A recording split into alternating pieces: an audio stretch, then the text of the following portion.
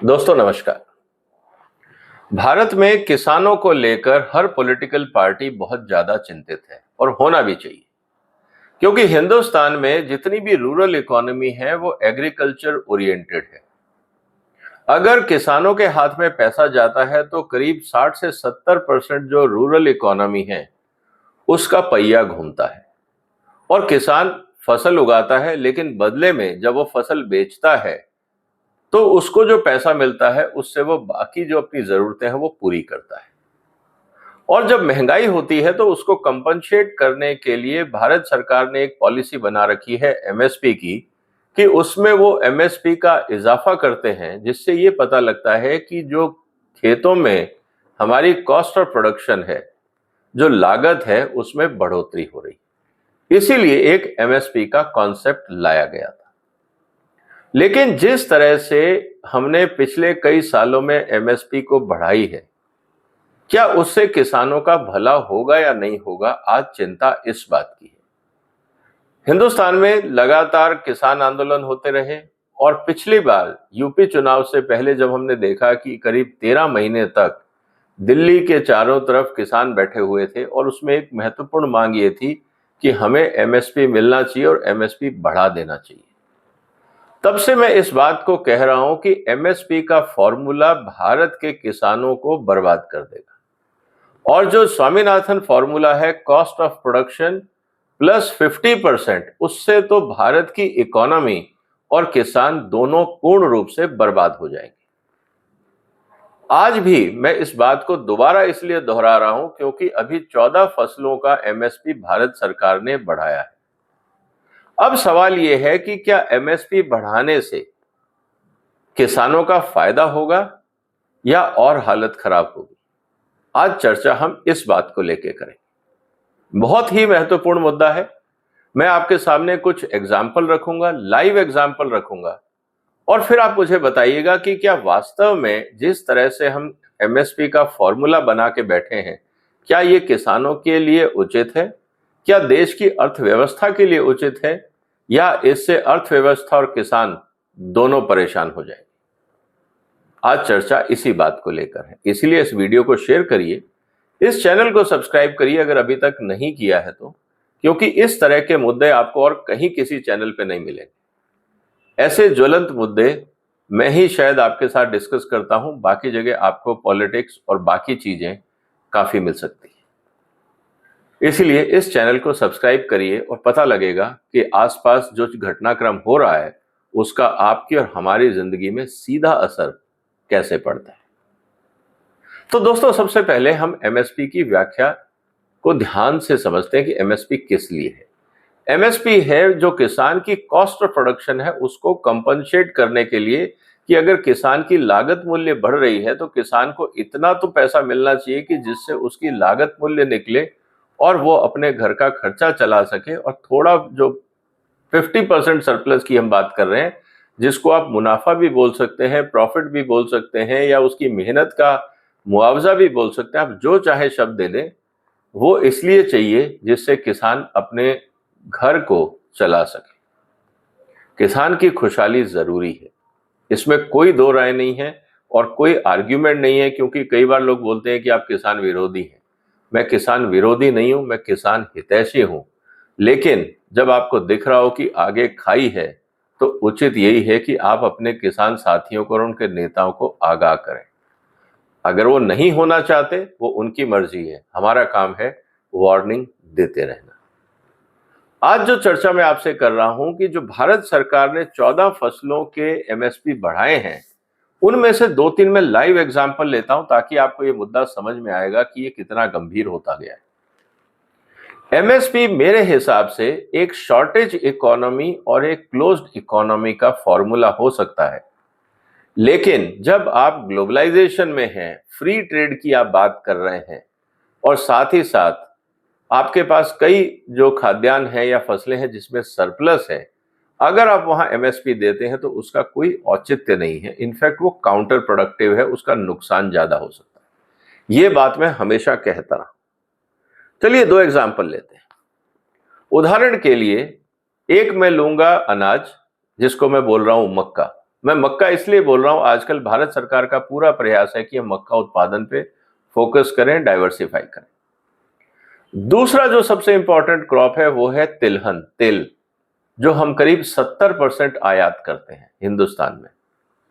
तो ये दोनों फसलों को लेकर और हम आगे बढ़ेंगे और ये देखेंगे कि किस तरह से जो मक्के का जो एमएसपी बढ़ाया गया है और जो तिलहन का जो एमएसपी बढ़ाया गया है, खासकर सोयाबीन का या सनफ्लावर का, उससे किसान को फायदा होगा या नुकसान, चर्चा हम इस बात की करते हैं।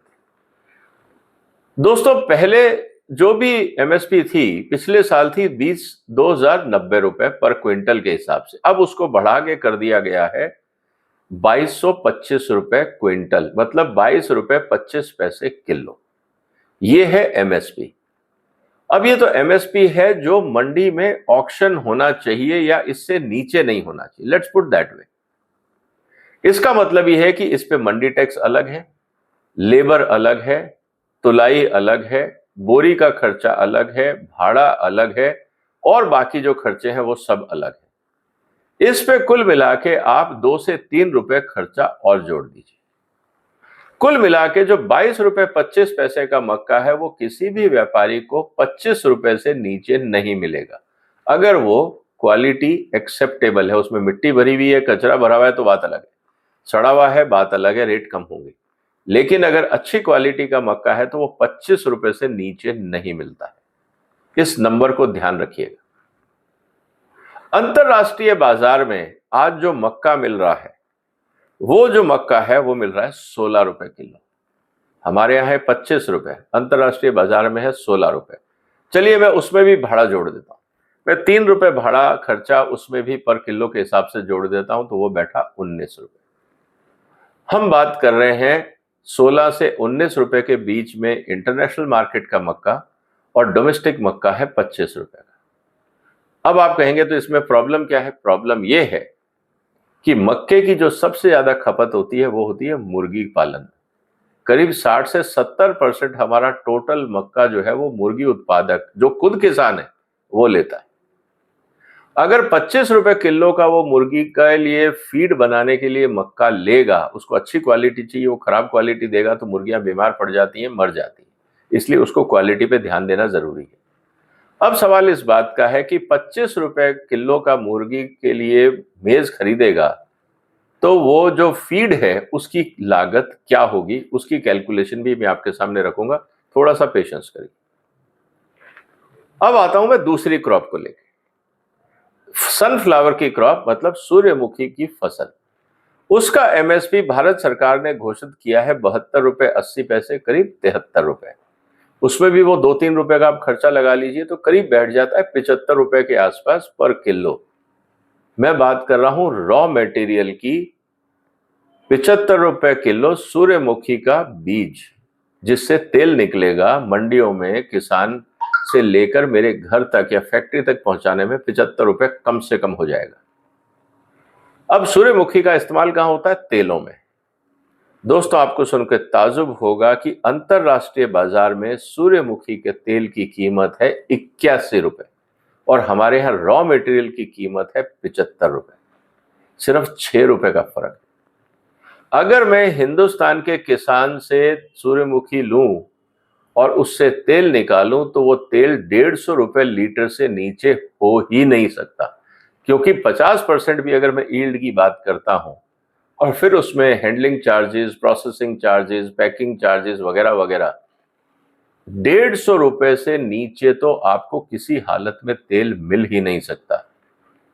स्थिति क्या है? अंतरराष्ट्रीय मार्केट में सूर्यमुखी का तेल है 81 रुपए, जो यूक्रेन वॉर के समय पहुंच गया था करीब 160। इसका मतलब यह है कि मार्च 2022 से लेकर अभी तक पिछले 2.25 साल में 50% सूर्यमुखी का रेट गिरा है।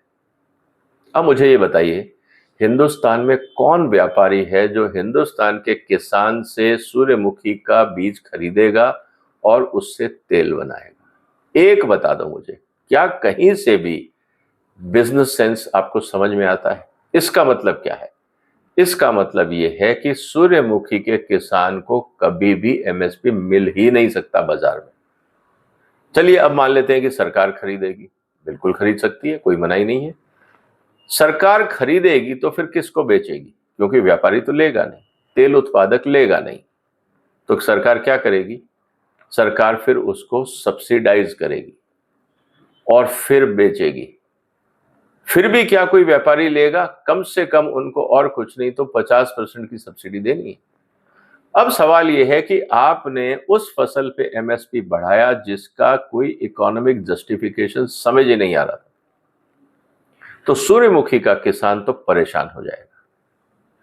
आपको क्या लगता है यहाँ पे क्या रास्ता हो सकता है? आप अपने कमेंट, अपने जो सुझाव हैं या विचार हैं वो कमेंट बॉक्स में जरूर लिखिए, क्योंकि ये हमारे को समझना जरूरी है।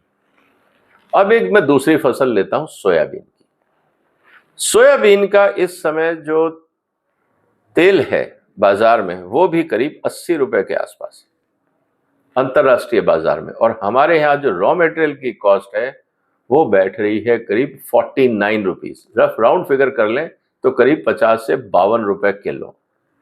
52 रुपए किलो के सोयाबीन में 18% तेल मिलता है और बाकी है डीओसी जो हम एक्सपोर्ट करते हैं।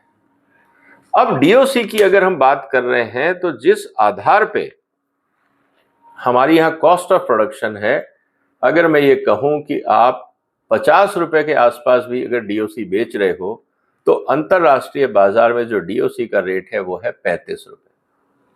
आप 15 रुपए किलो महंगे हो तो आपसे कौन डीओसी लेगा? इसका मतलब यह है कि आप जो ऑर्गेनिक या नॉन जीएम डीओसी के नाम पे आप अभी तक सोयाबीन की डीओसी बेच रहे थे यूरोप और बाकी देशों में, बिल्कुल सही है, क्योंकि वहां पे जीएम डीओसी अलाउड नहीं है तो नॉन जीएम डीओसी बिक जाती। कल को अगर भारत में हमने जीएम टेक्नोलॉजी अपना ली, जैसा कि सब इंडस्ट्री के लोग कह रहे हैं कि प्रोडक्टिविटी बढ़ाने के लिए हमें अपनानी चाहिए, तो फिर जो ये बेनिफिट है आपको ये नहीं मिलेगा। उस स्थिति में क्या आप एमएसपी घटाएंगे? सवाल ये खड़ा हो जाता है। तो दोस्तों 3 क्रॉप के मैंने आपको एग्जाम्पल दिए, तो तीनों में कहीं जस्टिफिकेशन नहीं है, क्योंकि आप मेज भी एक्सपोर्ट नहीं कर पाएंगे। अंतरराष्ट्रीय बाजार में अगर 16 रुपए है तो आपसे 22-25 रुपए में कौन लेगा, मुझे ये बता दीजिए। तो इसका मतलब यह है कि आप एक्सपोर्ट मार्केट से बगैर सब्सिडी दिए टिक नहीं सकते, और जब आप सब्सिडी देते हो तो जो बाकी देश है वो आपको डब्ल्यूटीओ में ले जाते हैं और उनको ऐतराज होता है। एक बात तो क्लियर है कि आपको एक्सपोर्ट में मुश्किलें बढ़ने वाली। मैं पूरी 14 क्रॉप में नहीं जा रहा हूं, हम हर एक को डिस्कस कर सकते हैं, लेकिन मैं क्लैरिटी के लिए आज 3 क्रॉप ले रहा हूं। अब आते हैं कि जो डीओसी है, जो मुर्गी उत्पादक है, उसको क्या चाहिए? सोया डीओसी चाहिए। उसकी मेन प्रोडक्शन होती है, वो करीब 25% के आसपास सोया डीओसी मिलाता है फीड में, और करीब 65%, 60-65% के आसपास वो मक्का मिलाता है। इसका मतलब ये है कि करीब 1 टन में 650 किलो मेज और करीब 200 से 250 kilo soybean, depending upon protein requirement, ये होता है। जब हम इसकी बात कर रहे हैं तो इंटरेस्टिंग बात क्या है, आज जो फीड है वो बिक रही है कम से कम, अगर हम बाजार के हिसाब देखें तो फीड जो बिक रही है बाजार में वो बिक रही है 40 रुपए से ऊपर, 40 से 45 रुपए। अब डीओसी के रेट बढ़ जाएंगे, मक्के के रेट बढ़ जाएंगे, तो आपको करीब 50 रुपए किलो के हिसाब से फीड मिलेगी। जब आप 50 रुपए किलो की फीड मुर्गी को खिलाते हो, ऑन एन एवरेज अगर मैं ये कहूं, एक टर्म होती है पोल्ट्री इंडस्ट्री में एफसीआर, फीड कन्वर्जन रेशियो, मतलब कि 1 किलो मीट पैदा करने के लिए, लाइव मीट पैदा करने के लिए आप कितनी फीड खिलाते हैं। सो ऑन एन एवरेज अगर मैं लूं, फार्म्स की जो एफसीआर है वो करीब 1.5 के आसपास बैठती है, कंसिडरिंग वेरियस फैक्टर्स। 1.5, 1.6, 1.4 भी हो सकती है, लेकिन 1.5 में एवरेज लेके चल रहा हूं। इसका मतलब यह है कि आपको अगर मुर्गी उत्पादन करना है तो मुर्गी को आपको 75 रुपए की तो फीड खिलानी ही पड़ेगी 1 किलो लाइव बर्ड के लिए। 1 किलो लाइव बर्ड अगर मैं आपसे कहूं तो आप ये समझिए कि उसमें 600 ग्राम के आसपास मीट मिलता है जो कंज्यूमर कंज्यूम करता है। इसका मतलब 600 ग्राम हो गया आपका करीब 70 रुपए के आसपास, जिसमें फीड है। अभी इसमें बाकी खर्चे हमने नहीं जोड़े, जैसे चूजे की कीमत, बिजली पानी का खर्चा, लेबर का खर्चा, हाइजीन का खर्चा, हाउसिंग का खर्चा, वो अभी अलग है। इसका मतलब अगर मैं सारी चीजें जोड़ूं तो हिंदुस्तान में इस समय करीब 200 रुपए किलो के आसपास आपको चिकन मिलेगा। और अगर प्रोसेस चिकन की मैं बात करूं तो 30 रुपए प्रोसेसिंग कॉस्ट, तो 230 रुपए के आसपास आपको चिकन की कॉस्ट मिलती है अगर आप रॉ मटेरियल से हिंदुस्तान के अंदर चिकन पैदा करते हैं। तो कुल मिला के अगर ये देखा जाए तो आपका जो टोटल कॉस्टिंग बैठ रहा है वो बैठता है 190 रुपए किलो मीट, चिकन मीट, जो आप और हम बाजार में अगर मीट ईटर हैं तो खरीद सकते हैं। अंतरराष्ट्रीय बाजार में पोल्ट्री मीट की इस समय कीमत चल रही है 120 रुपए किलो, प्रोसेस्ड फ्रोजन। अब सवाल इस बात का है कि 60 रुपए किलो का जो फर्क है, ये एमएसपी बढ़ने से ये फर्क और बढ़ेगा। दूसरी तरफ भारत सरकार फ्री ट्रेड एग्रीमेंट साइन कर रही है, जिससे कि आप कम ड्यूटी पे या ड्यूटी फ्री काफी सारे प्रोडक्ट इंपोर्ट कर सकते हैं। अब मुझे ये बताइए दोस्तों, क्या एमएसपी जिस तरह से हम हर साल बढ़ा रहे हैं अगले साल भी बढ़ेगी? और अंतरराष्ट्रीय बाजार में पिछले 2 साल में कीमतें आधी हो गई हैं। यूक्रेन वॉर के समय बढ़ी थी, कोविड के तुरंत बाद बढ़ी थी, लेकिन अब हालत यह है कि अंतरराष्ट्रीय बाजार में प्री कोविड के आसपास के रेट चलने लगे। इस स्थिति में क्या हिंदुस्तान का किसान, जो सरकार एमएसपी बोल रही है, कोई भी व्यापारी हिंदुस्तान के किसान का माल खरीदेगा या आयात करेगा? अब भी प्रैक्टिकल, कोई भी व्यापारी कोशिश करेगा कि वो आयात करे, और जैसे जैसे एमएसपी और आयात के बीच में रेट बढ़ेगा वैसे वैसे आयात का परसेंटेज बढ़ेगा, डोमेस्टिक कंजम्पशन घटेगा। उस स्थिति में आपको क्या लगता है कि कोई भी व्यापारी किसानों को एमएसपी दे के माल खरीदेगा? हो ही नहीं सकता। अब आप कहते हैं इसकी लीगल गारंटी दे दो। जब मैं खरीदूंगा ही नहीं तो दाम दूं किस बात का? तो घूम फिर के लीगल गारंटी की बात यह आ गई कि 24 मिलियन टन जो मक्का है, अगर मुर्गी उत्पादक ये कहता है भारत सरकार को कि साहब मुझे अगर पोल्ट्री से कॉम्पीट करना है, 120 रुपए किलो की पोल्ट्री अगर कस्टम ड्यूटी दे के भी हिंदुस्तान में आएगी तो वो यहां जो प्रोडक्शन हो रहा है उससे सस्ती होगी। तो जितने 5 स्टार होटल्स हैं, बड़े रेस्टोरेंट्स हैं, वो तो सब इंपोर्टेड इस्तेमाल कर लेंगे। हिंदुस्तान के पोल्ट्री सेक्टर को कहां जाना पड़ेगा? वही गांव में जहां पे परचेजिंग पावर नहीं है, या वेट मार्केट में। अब सवाल इस बात का है कि जब जैसे जैसे लोगों को फ्रोजन फूड की आदत पड़ रही है, कल को पोल्ट्री की भी पड़ेगी। उस स्थिति में इंपोर्टेड माल बिकेगा या हिंदुस्तान के किसान का माल बिकेगा? और जब पोल्ट्री नहीं बिकी तो पोल्ट्री का किसान मक्का क्यों खरीदेगा और सोया मिल क्यों खरीदेगा? इसका मतलब मक्के और सोया मिल की डिमांड कम हो जाएगी। जब उनकी डिमांड कम हो जाएगी तो जो किसान मक्का उगा रहा है, सोयाबीन उगा रहा है, वो क्या करेगा? वो किसको बेचेगा? क्या सारा माल सरकार खरीदेगी और खरीदेगी तो फिर उसका करेगी क्या? 24 मिलियन टन के आसपास मक्का है, करीब 10 मिलियन टन के आसपास सोयाबीन है। और अगर 14 फसलों की बात करें और टोटल 24-25 जो फसलें जिन पे एमएसपी अभी दी जा रही है, तो कुल मिला के हिंदुस्तान की जो एग्रीकल्चर प्रोडक्शन है उसकी कीमत है करीब 40 लाख करोड़, और हिंदुस्तान का टोटल बजट है 40 लाख करोड़। अब मुझे ये बताइए कि क्या भारत सरकार में भी क्षमता है किसानों का सारा माल खरीदने की? नहीं है। सवाल अब यह है कि हम हर साल एमएसपी तो बढ़ा रहे हैं, लेकिन किसान को लगता है कि उसका घाटा बढ़ रहा है। क्यों? साइकोलॉजिकली उसको लगता है कि मिलना तो उसको चाहिए था 40 रुपए, मिल रहा है 30 रुपए।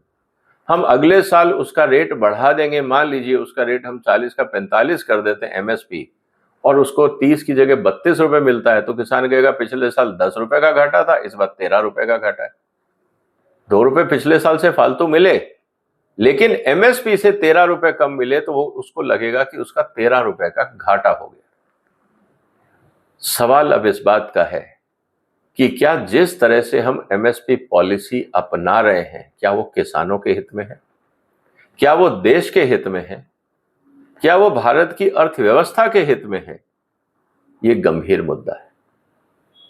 इसीलिए मैं चाहता हूं कि आप इस मुद्दे को आगे बढ़ाएं, इस वीडियो को शेयर करें, इस चैनल को सब्सक्राइब करें और आपके जो भी विचार हैं वो कमेंट बॉक्स में जरूर लिखिए, ताकि इस गंभीर मुद्दे का कुछ ना कुछ रास्ता तो निकालना पड़ेगा। नहीं तो किसान परेशान होगा, और किसान ने अगर उगाना बंद कर दिया तो देश में महंगाई बहुत बढ़ जाएगी। 140 या 144 करोड़ लोगों को खिलाने के लिए दुनिया में कोई बाजार नहीं। हमें वापस हिंदुस्तान के किसान के पास जाना ही पड़ेगा। तो उसकी हालत कैसे सुधरे, हमें फूड सिक्योरिटी कैसे मिले, ये मैटर बहुत कॉम्प्लेक्स है। आप अपने विचार कमेंट बॉक्स में लिखिए, इस वीडियो को शेयर करिए। फिर मुलाकात होगी एक और महत्वपूर्ण मुद्दे के साथ। तब तक वंदे मातरम।